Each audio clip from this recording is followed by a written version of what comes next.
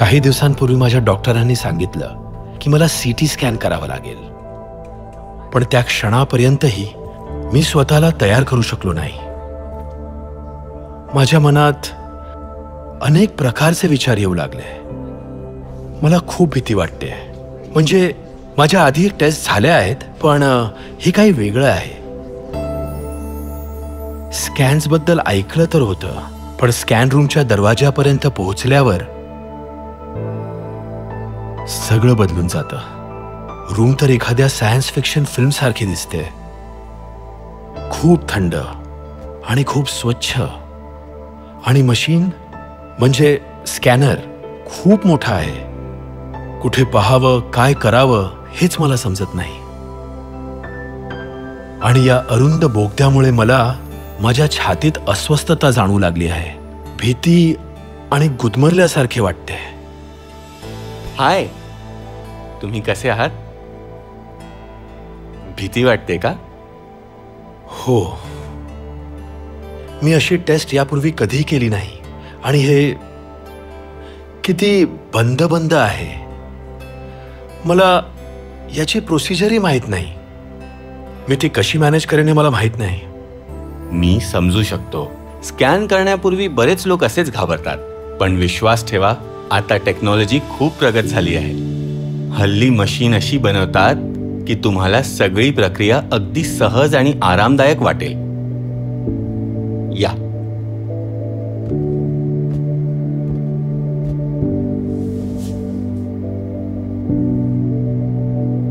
तुम्हाला काही ॲलर्जी आहे का, किंवा तुमच्या शरीरात मेटल इम्प्लांट्स आहेत का? नाही, मला कोणतीही ॲलर्जी किंवा मेटल इम्प्लांट नाही आहे. पण मेटल इम्प्लांट असलेल्या रुग्णांना स्कॅनमध्ये काही समस्या उद्भवतात का? आता टेक्नॉलॉजीमुळे सर्व वयोगट, वजन आणि आजार असलेल्या रुग्णांचे स्कॅन करणे शक्य झाले आहे. अगदी मेटल इम्प्लांट असलेल्या रुग्णांचे देखील. पेशंटने फक्त स्कॅन करण्याआधी ही सगळी माहिती आम्हाला दिली पाहिजे, एवढंच.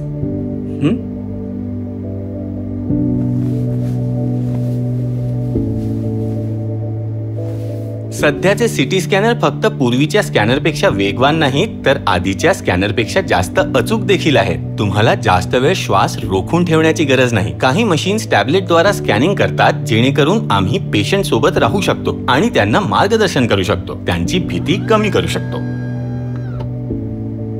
प्रत्येक स्कॅन पूर्वी कोणतेही औषध किंवा केमिकलचे इंजेक्शन देणे आवश्यक आहे का? काही टेस्टमध्ये विशिष्ट अवयव, रक्तवाहिन्या किंवा टिश्यूज हायलाइट करण्यासाठी कॉन्ट्रास्ट मीडियाचा वापर केला जातो, जेणेकरून डॉक्टर सामान्य आणि असामान्य स्थितींमध्ये फरक करू शकतात. पण आधुनिक आविष्कारामुळे कॉन्ट्रास्ट मीडिया आणि रेडिएशनचे कमी डोस द्यावे लागतात. यामुळे किडनी संबंधी आजाराच्या रुग्णांना मदत होते आणि रुग्णाच्या आकार आणि शरीराच्या प्रकारानुसार डोस देखील ठरवले जातात. त्यांचं बोलणं ऐकून चांगलं वाटलं. कदाचित त्यांच्या बोलण्याची पद्धत आणि टेक्नॉलॉजीवरील विश्वास यामुळे असं वाटलं असेल. आणि काळजी करू नका, मशीनच्या सुधारित स्पीडमुळे स्कॅनचा वेळ कमी होतो आणि तुम्ही लवकर जाऊ शकता. आणि हो, अधिक वेगवान असूनही स्कॅनर सतत हाय क्वालिटी इमेजेस देतात. आता मला अपेक्षेपेक्षा जास्त आरामदायक वाटते.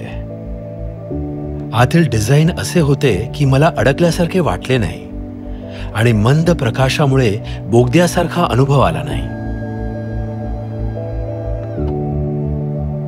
सर्व ठीक आहे, अजून फक्त थोडा वेळ.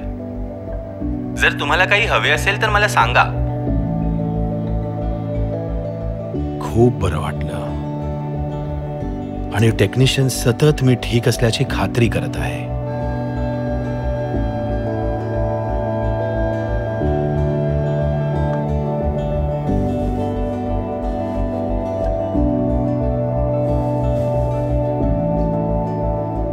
बघितलं, इतके कठीण नव्हते ना? सर्व नीट पार पडले. जर रुग्ण शांत राहिला तर टेक्नॉलॉजीमुळे चांगले आणि उच्च दर्जाचे इमेजिंग मिळते, जे डॉक्टरांना योग्य निदान करण्यास मदत करते. मला वाटतं त्या रूममध्ये जाणं हीच सर्वात कठीण गोष्ट होती. आत गेल्यानंतर आणि टेक्नॉलॉजीची प्रगती समजून घेतल्यानंतर माझी भीती कमी झाली. शेवटी सर्व काही पटकन आणि सहजपणे झालं. या,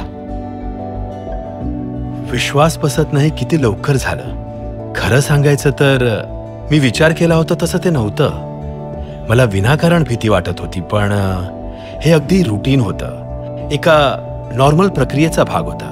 मला आनंद वाटतोय की मी माझ्या भीतीचा सामना करू शकलो. मला फक्त प्रक्रिया समजून घ्यायची होती, कारण ज्ञात असेल तर दिलासा मिळेल.